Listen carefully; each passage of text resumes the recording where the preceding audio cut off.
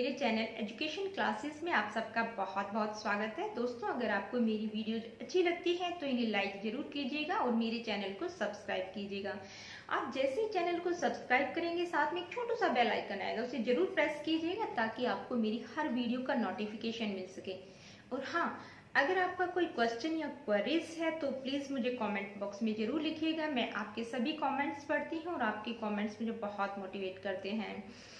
तो दोस्तों, ये जो चैनल है specially MA in education, BEd और जेबीटी और बीटीसी क्लासेस के लिए है। इसके अलावा जो स्टूडेंट सीटेट, टेट और एजुकेशन में नेट का प्रिपरेशन कर रहे हैं उनके लिए भी बहुत ही हेल्पफुल होने वाला है, क्योंकि मैं एजुकेशन के हर टॉपिक को यहाँ पे कवर करूँगी।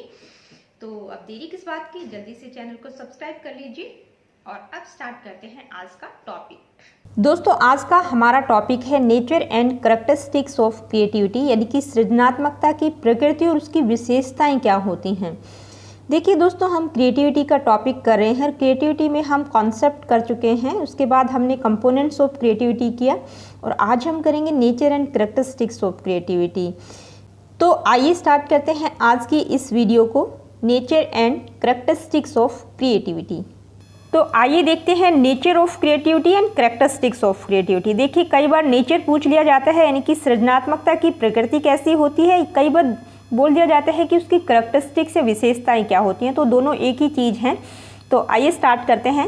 Number 1, creativity emphasises on the newness. Creativity यानी कि सृजनात्मकता हमेशा नएपन पर जोर देती है। The creative individual is not satisfied with the facts and ideas he has gone through the experience. He always ponders over new ideas and new methods. He wants to solve the problems in new ways. देखिए, जो creative individual होता है, यानी कि creative thinker कह लीजिए, creative individual कह लीजिए, क्रिएटिव व्यक्ति जो होता है, वो जो भी फैक्ट्स और आइडियाज़ हैं जो एक्सपीरियंस के थ्रू प्रूव हो चुके हैं उनसे वो सेटिस्फाइड नहीं होता और हमेशा जो है नए नए आइडियाज़ और नए नए मेथड्स वो खोजने की कोशिश करता है और हमेशा जो है अपनी प्रॉब्लम, जो भी कोई प्रॉब्लम वो सॉल्व करना चाहता है, उसको नए तरीक़ों से करने की कोशिश करता है, उसके लिए न्यू वेज वो फाइंड करता है। He may face difficulties but for his strong desire and courage he achieves the goal. The originality that he earns develops his self-confidence to work in an another field successfully। देखिए, जो भी problem वो solve करता है, किसी भी problem को नए ढंग से करने की कोशिश करता है तो उसको काफ़ी सारी डिफ़िकल्टीज़ का सामना करना पड़ता है, लेकिन जो उसकी डिज़ायर होती है बहुत स्ट्रॉन्ग होती है। उस स्ट्रॉन्ग डिज़ायर और करेज के कारण वो अपने गोल को अचीव भी कर लेता है। और जो ओरिजिनलिटी उसने कमाई है, यानी कि जो मौलिकता, जो किसी भी प्रॉब्लम को सोल्व करने में जो उसने मौलिकता दिखाई है, उसका अपना काम है, उसमें जो है ओरिजिनलिटी होती है, उसके कारण उसका सेल्फ कॉन्फिडेंस बहुत डेवलप होता है और उसको जो है उससे बहुत साहस भी मिलता है एक तरह से, किसी दूसरे काम को, किसी दूसरे फील्ड में काम करने के लिए वो सक्सेसफुली रेडी होता है। Number 2, creativity is often associated with giftedness. देखिए, सृजनात्मकता जो है गिफ्टेडनेस से एसोसिएट होती है, उससे जुड़ी हुई होती है। Normally creativity correlates high with divergent thinking and intelligence correlates high with convergent thinking. Although the studies of Getzels and Jackson have shown that creativity and intelligence have low correlation. देखिए, creativity का संबंध जो होता है वो divergent thinking से होता है और इंटेलिजेंस का संबंध कन्वर्जेंट थिंकिंग से होता है। अब डाइवर्जेंट थिंकिंग क्या होती है, कन्वर्जेंट थिंकिंग क्या होती है, दोनों में क्या डिफरेंस होता है, इसका एक पूरा वीडियो मैं बनाऊंगी। क्योंकि जो डाइवर्जेंट थिंकिंग होती है वो इसमें व्यक्ति जो है डाइवर्ज होकर सोचता है, अलग अलग दिशाओं में सोचता है कि इसका ये भी आंसर हो सकता है, ये भी हो सकता है। जबकि कन्वर्जेंट थिंकिंग होती है, उसमें फोकस किया जाता है किसी चीज़ पर, एक बेस्ट सॉल्यूशन ढूंढने की कोशिश की जाती है। तो क्रिएटिविटी में व्यक्ति जो है डाइवर्ज होकर सोचता है, अलग अलग दिशाओं में सोचता है, कुछ नया सोचने की कोशिश करता है, बिल्कुल हटके, जो भी सोचता है वो बिल्कुल हटके होता है, अनयूजुअल होता है, उसके जो आइडियाज़ होते हैं वो न्यू होते हैं। लेकिन जो कन्वर्जेंट थिंकिंग होती है वो फोकस्ड होती है, एक बेस्ट सॉल्यूशन किसी चीज़ का ढूंढने की उसमें कोशिश की जाती है। जैसे मल्टीपल चॉइस क्वेश्चंस हैं तो उसमें एक बेस्ट आंसर जो चूज किया जाता है। तो वो कन्वर्जेंट थिंकिंग से वहाँ काम कर रही होती है। तो जो कन्वर्जेंट थिंकिंग होती है उसका संबंध इंटेलिजेंस से होता है। ये कई बार जो है सीटेट या नेट में भी पूछा जाता है कि जो कन्वर्जेंट थिंकिंग होती है वो किससे रिलेटेड होती है, और डाइवर्जेंट थिंकिंग। तो डाइवर्जेंट थिंकिंग क्रिएटिविटी से संबंधित होती है, कन्वर्जेंट थिंकिंग का जो संबंध होता है वो इंटेलिजेंस से होता है, आईक्यू से वो रिलेटेड होती है। देखिए जो गैजल्स और जैक्सन है, जो उन्होंने स्टडीज़ की हैं, उनमें दिखाया है कि जो इंटेलिजेंस और क्रिएटिविटी में जो रिलेशन होता है, कोरिलेशन उनमें बहुत कम होता है, मतलब वो दोनों जो है बहुत कम आपस में कोरिलेट करती हैं। They have selected 2 groups of gifted children but 1 group scored high on creativity test and low on intelligence test. देखिए यहाँ स्पेलिंग मिस्टेक हो गया है, इंटेलिजेंट नहीं है, इंटेलिजेंस और टेस्ट की जगह टेस्ट है। Where as another group scored high on intelligence test and low on creativity test. देखिए गैजल और जैक्सन ने जो स्टडी की, उन्होंने क्या किया कि 2 ग्रुप का सिलेक्शन किया गिफ्टेड चिल्ड्रन का, यानी कि जो प्रतिभाशाली बच्चे हैं उनके 2 ग्रुप बनाए। तो उसमें से जो एक ग्रुप था उसने क्रिएटिविटी टेस्ट में अच्छा प्रदर्शन किया, जबकि वो इंटेलिजेंस टेस्ट में उन्होंने बहुत अच्छा नहीं किया। जबकि जो दूसरा ग्रुप था उसने क्या किया, वो इंटेलिजेंस टेस्ट में बहुत अच्छा स्कोर किया, जबकि क्रिएटिविटी टेस्ट जो लिया गया उसमें उनका स्कोर जो है लो था। So the creative people may possess some aspects of intelligence but all the intelligent persons may not have creative abilities. तो जो उन्होंने ये स्टडी की उसके बिहाफ पे उन्होंने कहा कि जो क्रिएटिव पीपल हैं उनमें इंटेलिजेंस के जो एस्पेक्ट्स हैं वो होना ज़रूरी है, क्योंकि जो नॉर्मल आईक्यू है 100 या 100 से 120 तक कह सकते हैं, इतना आईक्यू जो है एक क्रिएटिव बच्चे के लिए होना ज़रूरी है। लेकिन जो इंटेलिजेंट है, जिसका आईक्यू बहुत हाई है, ज़रूरी नहीं है कि उसके अंदर क्रिएटिव एबिलिटीज़ हों, यानी कि वो जो बहुत हाई क्यू लेवल का जो बच्चा है वो क्रिएटिव भी हो, उसके अंदर जो है सृजनात्मकता की एबिलिटीज़ हों, ऐसा ज़रूरी नहीं है। लेकिन जो क्रिएटिव है उसके लिए नॉर्मल इंटेलिजेंस का होना ज़रूरी है। तो इसके आधार पर कहा जा सकता है कि क्रिएटिविटी जो है एसोसिएट होती है गिफ्टेडनेस से, क्योंकि क्रिएटिविटी के लिए नॉर्मल आईक्यू यानी कि 100 और 100 से अबव आईक्यू होना ज़रूरी है। Number 3, creativity is spontaneous. देखिए रचनात्मकता सहज होती है। Creativity is not bound with any time, place और person. It may be marked with an individual in an early stages or middle or in the later part of his life. देखिए creativity जो है एक bound नहीं है, एक बंधन नहीं है, वो किसी भी टाइम पे हो सकती है, किसी भी प्लेस पे हो सकती है, किसी भी व्यक्ति में क्रिएटिविटी हो सकती है। अगर मान लीजिए कोई इंडिविजुअल है तो उसको जो बाल्यावस्था है उसमें भी वो क्रिएटिव हो सकता है, या उसका जो चाइल्डहुड है उसमें क्रिएटिव हो सकता है, या जो अडल्टहुड का जो पीरियड है उसमें भी जो वो क्रिएटिव हो सकता है।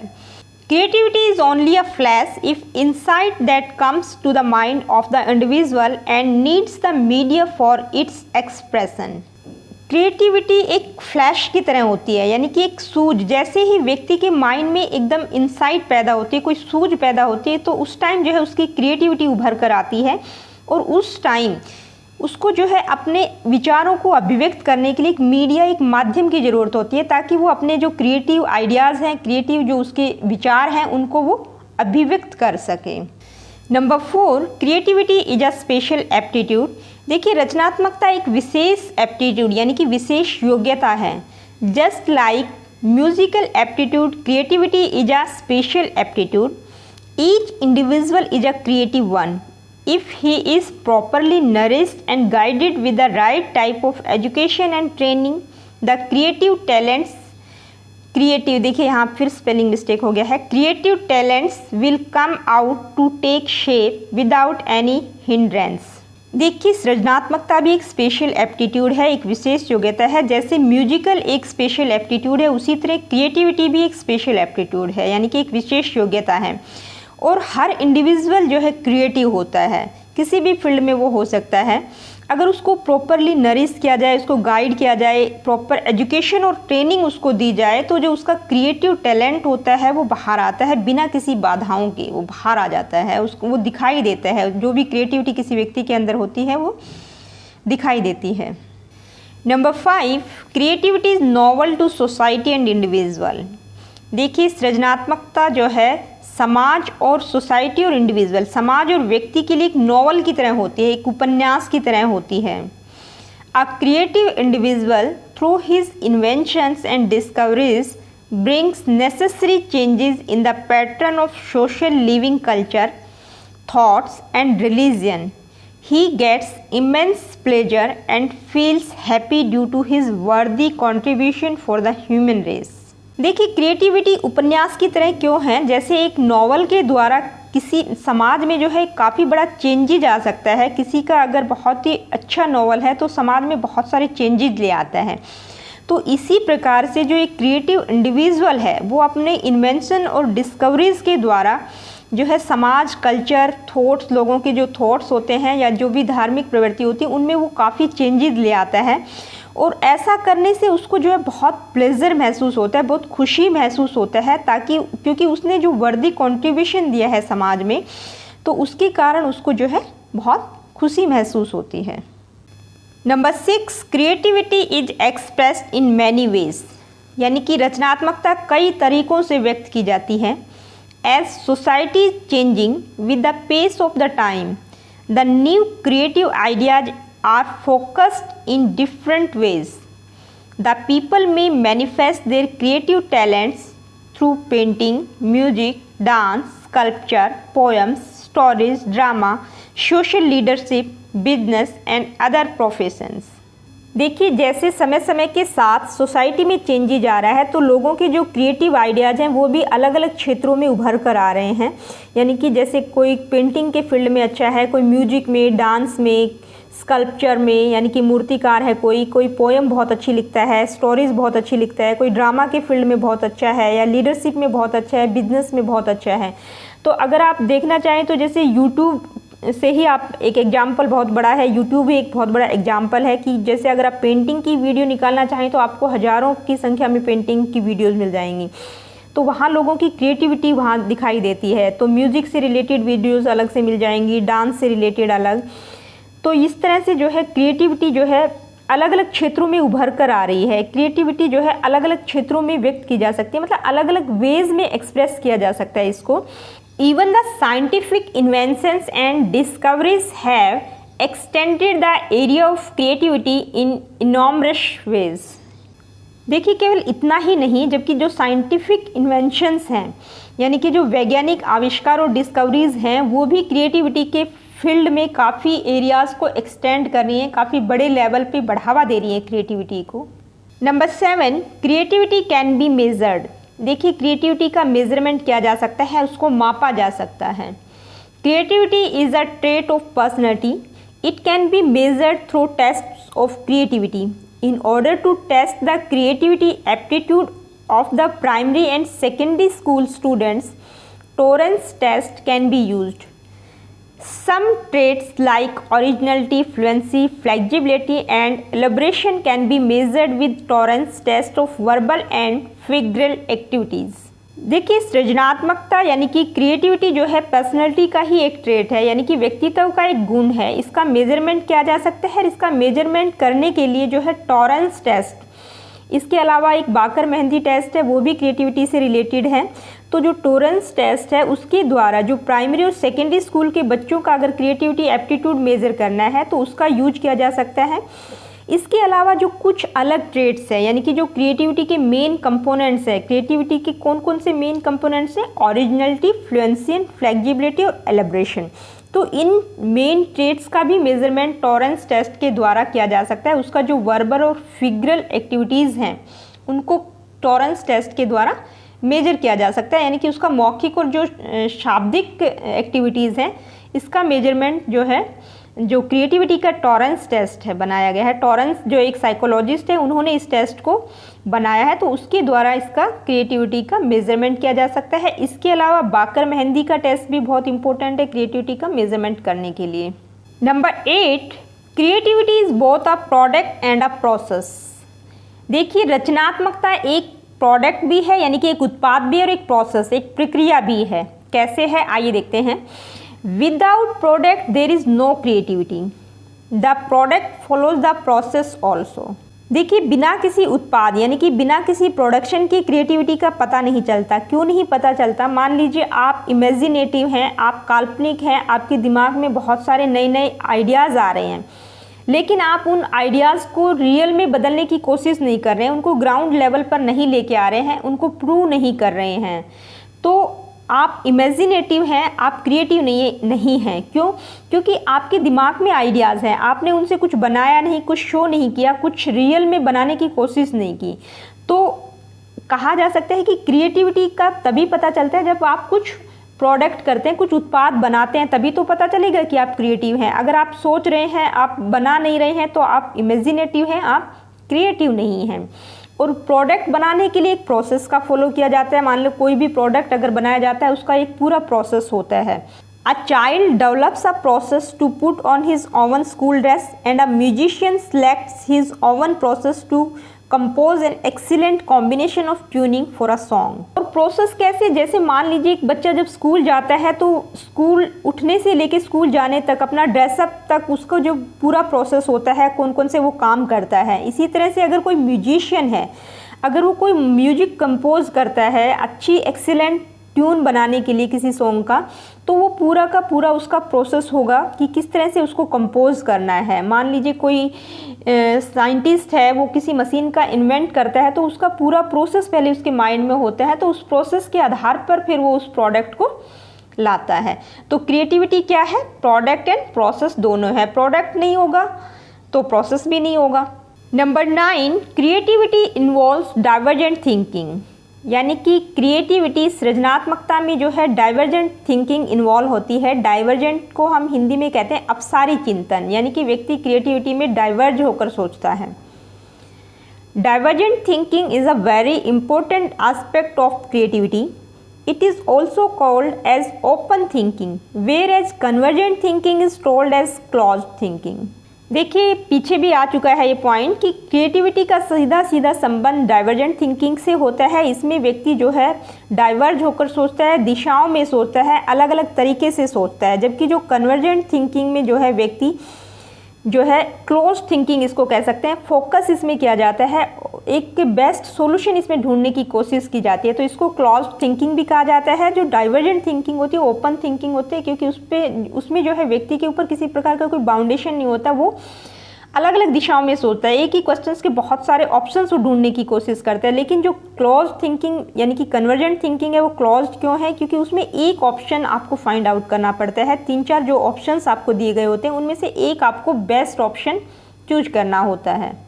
In convergent thinking people think in traditional method and act accordingly, but in divergent thinking the thinker thinks independently. The continuity, flexibility and originality aspects are reflects in his activities. In the work of great poets, scientists, artists and philosophers, divergent thinking is presumed easily. देखिए, convergent thinking में व्यक्ति जो है traditional method use करता है thinking का, यानी कि जो बंधा बंधाया मेथड है, जो एक पुराने टाइम से जो प्रूव हो चुका है, जो भी फैक्ट्स हैं उन्हीं के आधार पर वो सोचता है। लेकिन डाइवर्जेंट थिंकिंग में वो इंडिपेंडेंटली सोचता है, एक ही क्वेश्चंस के बहुत सारे ऑप्शंस ढूंढने की कोशिश करता है। तो जो डाइवर्जेंट थिंकर होता है, जो उसकी एक्टिविटीज़ होती हैं उसमें कॉन्टिन्यूटी होती है, फ्लेक्सिबिलिटी और ओरिजिनलिटी होती है, उसके अपने आइडियाज़ होते हैं, वो फ्लेक्सिबल होते हैं, उनको वो चेंज भी कर सकता है। लेकिन कन्वर्जेंट थिंकिंग में वो चेंज नहीं कर सकता। जैसे अगर हम एग्जांपल लें कि 2 + 2 4 होता है, तो वहाँ क्या है, कन्वर्जेंट थिंकिंग है, क्योंकि 2 + 2 का आंसर 4 ही होगा, इसमें व्यक्ति डाइवर्ज होकर नहीं सोच सकता। लेकिन जैसे अगर आप डाइवर्जेंट थिंकिंग की बात करें, तो आपको बताएं कि जैसे पेपर के कितने यूजेज हो सकते हैं, कितने प्रकार से हम पेपर का यूज कर सकते हैं, तो वहाँ पे बहुत सारे ऑप्शंस आ जाएंगे। तो जो क्रिएटिविटी है वो डाइवर्जेंट थिंकिंग से रिलेटेड होती है, और जो जहाँ डाइवर्जेंट थिंकिंग होती है फ्लेक्सिबिलिटी ओरिजिनलिटी होती है, उसकी जो भी एक्टिविटीज़ होती हैं उसमें ये दिखाई देगी।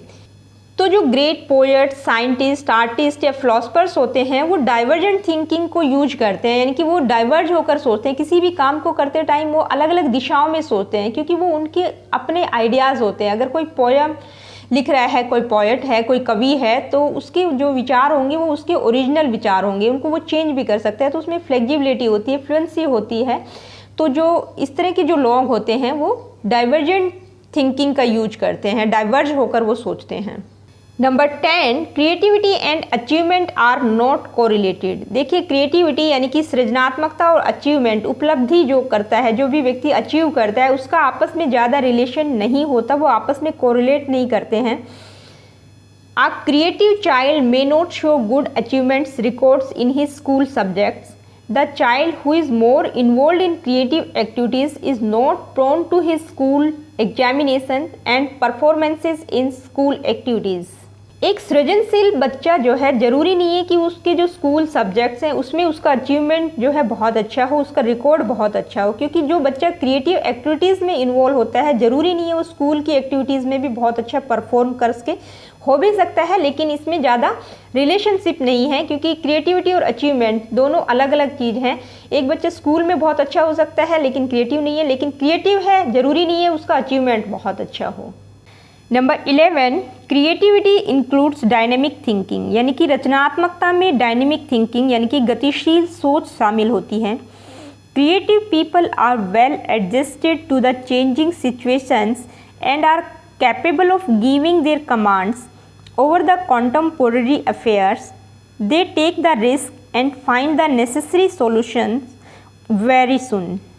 जो क्रिएटिव लोग होते हैं यानी कि जो सृजनशील लोग होते हैं, बहुत जल्दी जो चेंजिंग सिचुएशंस होती हैं यानी कि सिचुएशंस के अकॉर्डिंग वो अपने आप को एडजस्ट कर सकते हैं, और उनके जो कॉन्टेम्पोरेरी अफेयर्स होते हैं यानी कि जो समकालीन मामले होते हैं उनमें भी वो अपना कमांड दे सकते हैं कि अगर उनको लगता है कि कुछ गलत है तो वो बता सकते हैं, उनको चेंज करने की वो सलाह दे सकते हैं, और वो जो कोई भी नेसेसरी सॉल्यूशंस फाइंड आउट करते हैं, इनकी कोई भी किसी भी प्रॉब्लम का वो सॉल्यूशन ढूंढते हैं, तो उसके लिए वो रिस्क लेने से भी वो नहीं डरते हैं, वो बिल्कुल रिस्की काम वो करते हैं।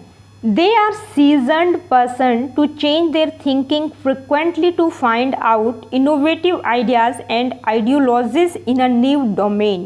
देखिए क्रिएटिव लोगों को यहाँ सीजन्ड पर्सन्स की संज्ञा दी गई है, यानी कि सीजन्ड पर्सन से उनका कंपैरिजन किया गया है। जैसे सीजन बिल्कुल चेंज होता रहता है तो उसी तरह से वो भी चेंजेबल हैं, यानी कि अपनी थिंकिंग को फ्रिक्वेंटली वो चेंज कर लेते हैं, कुछ भी इनोवेटिव आइडियाज़ वो फाइंड आउट करने के लिए, मतलब न्यू डोमेन में कोई भी इनोवेटिव आइडियाज़ या आइडियोलॉजीज़ वो फाइंड करते हैं तो वो अपनी थिंकिंग को बिल्कुल फ्रिक्वेंटली वो चेंज कर लेते हैं। Number 12, creativity leads to go beyond the existing environment, यानी कि जो एग्जिस्टिंग इन्वायरमेंट है, जो अभी चल रहा है, उससे कुछ आगे बढ़ना। रचनात्मकता मौजूदा माहौल से आगे बढ़ती है। A creative child is found different when he is among his peer groups, even his response and behaviour have some novelty to start any type of work और to interact to any solution. एक creative जो child होता है यानी कि जो सृजनशील बच्चा होता है, वो अपने पीर ग्रुप यानी कि जो अपने समूह के जो बच्चे हैं उनमें वो बिल्कुल डिफरेंट दिखाई देता है। क्यों? क्योंकि उसके जो रिस्पॉन्सेज और उसका बिहेवियर होता है उसमें कुछ नयापन होता है। किसी काम को करने के लिए जो है उसकी जो भी सोच होती है उसमें एक नॉवेल्टी होती है उसके बिहेवियर में। They want always to remain advanced among their peers and they possess the ability to go beyond the existing circumstances. देखिए इस तरह के बच्चे हमेशा अपने एज ग्रुप के जो बच्चे होते हैं उनमें बहुत एडवांस होते हैं और जो भी एग्जिस्टिंग सर्कमस्टांसेस हैं उनसे कुछ हटके वो करने की कोशिश करते हैं। इस तरह की एबिलिटीज़ उनमें होती हैं। Number 13, creativity develops the ability to see problem from a new point of view. देखिए क्रिएटिविटी में जो भी समस्या है उसको एक नए अलग तरीके से देखने की कोशिश की जाती है। A problem viewed by a creative child is found unique in its approach. Any challenge accepted by him is realised through strong reasoning and imaginative power. एक सृजनशील बच्चा जो है किसी भी प्रॉब्लम को एक यूनिक दृष्टिकोण से देखने की कोशिश करता है, यानी कि उसका जो अप्रोच या दृष्टिकोण होता है बिल्कुल यूनिक होता है, हटकर होता है, और कोई भी चैलेंज उसके सामने आते हैं तो उसको एक्सेप्ट करता है, स्वीकार करता है, और उसके बारे में स्ट्रॉन्ग तर्क भी वो देता है कि नहीं इस तरह से नहीं, इसको ऐसे किया जा सकता है, और उसका जो इमेजिनेशन पावर होती है बहुत स्ट्रॉन्ग होती है। He develops a constant thinking and becomes motivated to find out a new solution to the problem. As a creative child is a broad thinker and more stable in his personality, he takes commitments to show significant achievements in his area of reinterpretation of the problem or its part। देखिए, जो creative बच्चा होता है उसके अंदर constant thinking का development होता है। वो किसी भी प्रॉब्लम का सॉल्यूशन फाइंड आउट करने के लिए बहुत मोटिवेटेड होता है।